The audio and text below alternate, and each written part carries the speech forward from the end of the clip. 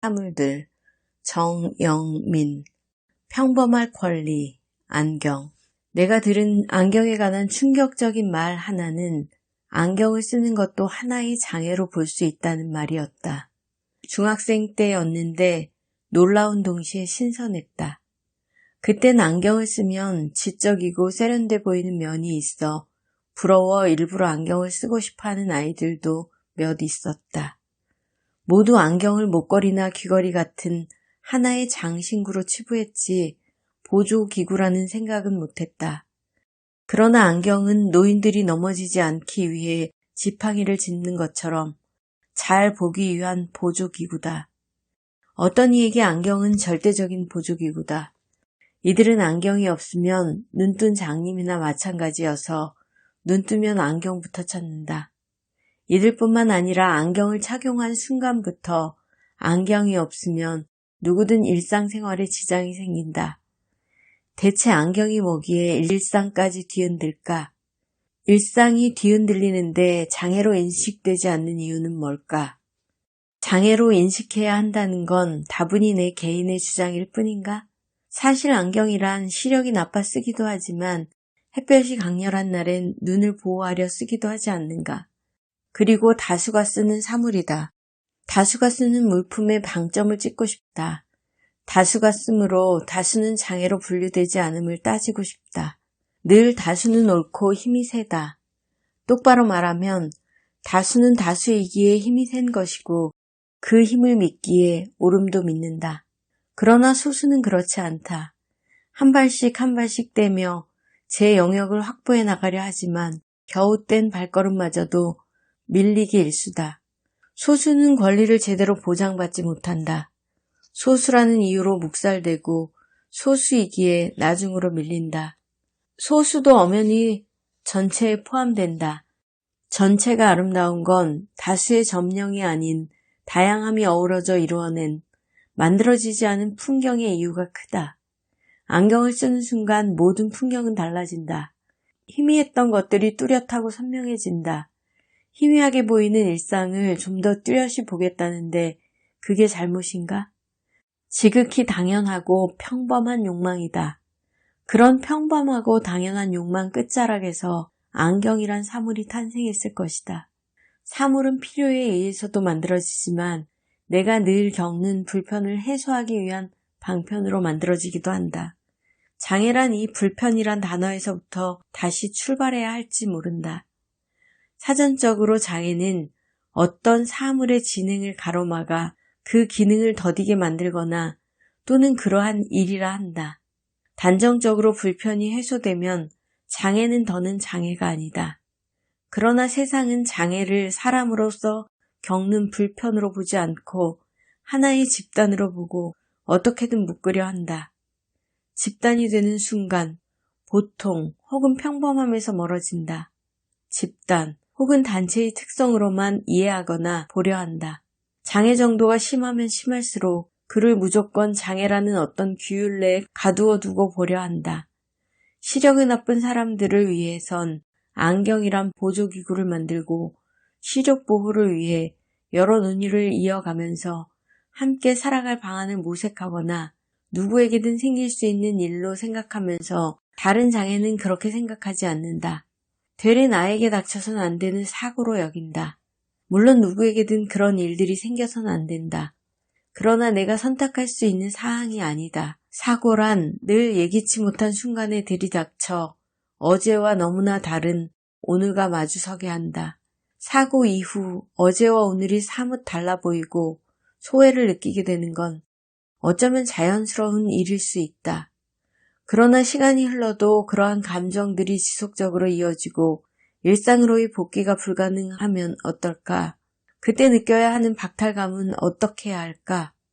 그보다 단지 장애를 얻었다는 이유로 이전과는 다른 삶의 방식을 꾸려야 하고 이전에는 고민하지도 않던 일상의 사소함까지도 고민거리로 삼아야 할까? 어제까지 쓰지 않던 안경을 오늘 오후에 쓴다고 해서 삶이 크게 달라지거나 소외를 느끼진 않는다. 물론 불편함을 느낄 수도 있으나 익숙해지면 그만이다. 왜 그럴까? 안경을 쓰는 순간부터 안경 없이는 앞의 사물을 정확히 분별하지 못해도 안경을 쓰는 사람에 대해선 너그럽다.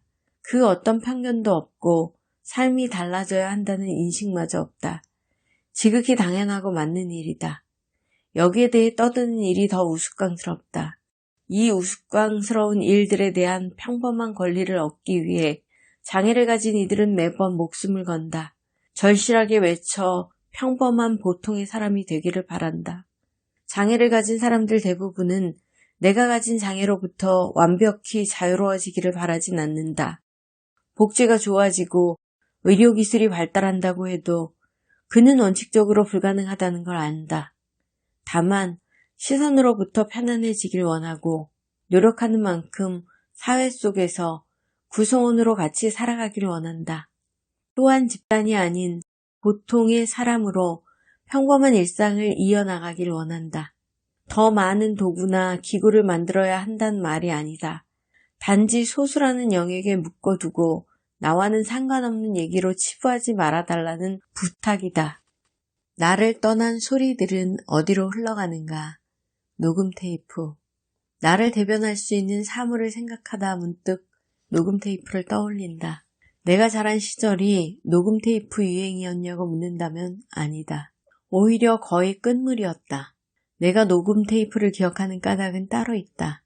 나의 말과 직접적인 관련이 있기 때문이다. 이젠 녹음 테이프가 아니라 녹음기로 명칭도 바뀌고 성능도 월등히 좋아져서 여전히 내게 유용하다.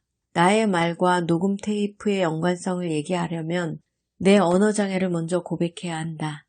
쉬운 이야기도 아니거니와 고백을 통해 이해를 구하려는 것도 아니다. 그럼에도 내 발음의 어눌함을 제대로 알게 된 시점이 녹음 테이프에서 흘러나온 내 목소리를 들은 이후인 까닭에 말한다. 발음이 부정확한 건 일부 인지했지만 내 귀에는 다소 떨리긴 했어도 대체로 정확하게 들려서 발음이 얼마나 형편없었는지 잘 몰랐다. 나뿐만 아니라 사람들 대부분은 자신의 목소리를 객관적으로 들을 일이 거의 없다. 내가 말할 때 듣긴 해도 그것은 객관적이지 않다. 특별한 직군이 아닌 이상 제 목소리를 녹음해서 듣는 이들은 없다. 나도 몰랐다. 또 그런 걸 알기엔 어리기도 했고 어른이 되면 다 좋아지는 줄 알았다. 그랬던 내가 내 목소리를 녹음하게 된 건 언어 치료를 받은 이후다. 내 목소리를 녹음해오는 것이 과제였는지 아니었는지는 생각나지 않는다. 대체로 나는 내 어린 시절을 자주 아팠다는 것 외에 다른 사소한 일들을 구체적으로 기억하지 못한다. 언어 치료도 꽤 오래 받은 것 같은데 알고 보니 7살부터 10살까지 4년 남짓이었다. 뜻대로 되지 않는 말을 보다 정확하게 구사하기 위해 노력하는 일이 생각보다 어려워 늘 짜증과 심통을 부렸다. 하지만 그로 인해 언어 치료를 그만둔 건 아니다. 내 발음의 부정확한 것은 병이 아니라 장애였으므로 완벽히 흐트러지지 않는 말을 구사하기란 처음부터 불가능했다. 모든 장애가 다 그렇다. 선천적이든 후천적이든 장애는 극복되어야 하는 무엇이 아니라 더불어 살아야 하는 그냥 삶이다.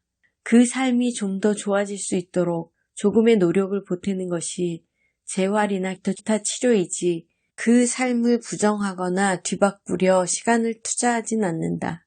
언어 치료도 그랬다. 당시엔 선택권이 엄마에게 있었으나 엄마도 내가 평생 자활이나 하면서 보내기를 원치 않았다. 할 수 있는 것들은 하고 또 즐기면서 살기를 바랬다. 그 중에 중요한 것이 말이어서 몇 년간 언어 치료를 받았지만 평생 받을 순 없었다. 그때 나를 담당한 선생님이 혼자서 발음 연습할 수 있는 법으로 일러준 방법이 내 목소리를 녹음해서 들어보는 것이었다. 언어 치료 도중에도 몇 번 녹음을 했는지 기억나지 않는다. 다만 언어 치료를 그만둔 직후 얼마 동안은 꾸준히 내 목소리를 녹음해서 몇 번씩 되돌려서 들었다. 여전히 내 말은 어눌하다. 그래도 사람들과 그럭저럭 대화하며 살아가니 다행이라고 해야 할까? 만약 그때도 오래 녹음 작업을 했더라면 지금보다 더 발음 상태가 좋아졌을 수 있다. 그러나 나는 그러지 못했다. 게을렀고 내 발음을 혼자 듣고 스스로 교정하는 일이 힘들었다. 아니, 힘tum보단 마음처럼 되지 않는 발음들에 짜증이 나서 그만두었다. 그 후로 한동안 녹음 테이프를 떠올릴 일이 없었다. 그러다 다시 녹음을 하게 된 건 강연을 들으러 다니면서부터다.